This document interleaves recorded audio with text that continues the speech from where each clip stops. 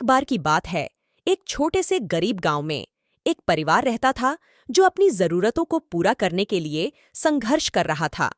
पिता रहीम खेतों में मेहनत करते थे, मुश्किल से अपनी पत्नी मरियम और उनके 2 बच्चों अमीना और अली को खिलाने के लिए पर्याप्त कमाई करते थे। एक भयानक रात एक रहस्यमय महिला गांव में आई। उन्हें चुड़ैल के नाम से जाना जाता था। एक महान हस्ती के बारे में कहा जाता था कि उनके पास जादुई शक्तियां थीं। गांव वाले उसकी इच्छाओं को पूरा करने की क्षमताओं के साथ-साथ उसके रहस्यमय अतीत के बारे में भी फुसफुसाते थे। हताश और आशा से भरकर रहीम चुड़ैल के पास पहुंचे। उन्होंने अपने परिवार को गरीबी के चंगुल से मुक्त कराने की आशा से धन और समृद्धि मांगी।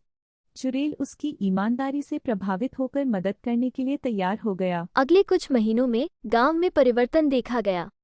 रहीम के खेत हरी भरी फसलों से लहलहा उठे और परिवार का घर एक साधारण झोपड़ी से एक मजबूत आवास में बदल गया।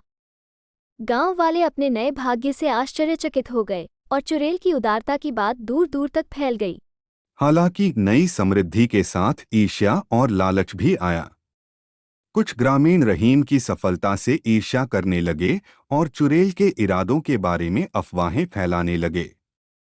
कृतज्ञता की जगह डरने लेना शुरू कर दिया और एक बार स्वागत करने वाला गांव शत्रुतापूर्ण हो गया। अनजाने में हुई अशांति को देखकर चुड़ैल ने फैसला किया कि अब वहां से चले जाने का समय आ गया है। वो आखिरी बार रहीम से मिली और अपना निर्णय बताया। वो जानती थी कि रहने से उस परिवार को और अधिक नुकसान होगा जिसकी देखभाल करके वो बड़ी हुई है। भारी मन से उसने विदा ली और रात में गायब हो गई। रहीम का परिवार, जो अब संपन्न और सुरक्षित है, चुड़ैल की दयालुता को कभी नहीं भूला। उन्होंने अपनी नई मिली संपत्ति का उपयोग जरूरतमंद लोगों की मदद करने के लिए करने की कसम खाई, ताकि यह सुनिश्चित हो सके कि उनकी उदारता की विरासत कायम रहे।